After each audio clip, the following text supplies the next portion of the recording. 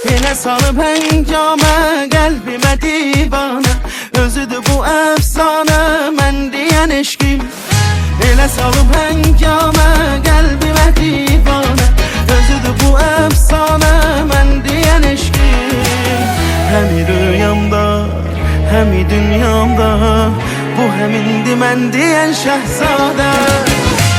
Gözləri ayrı bir aləmdir, nefes almağa bəhanəmdir. O benim sevgi kitabında yazılan təkcə hikayəmdir.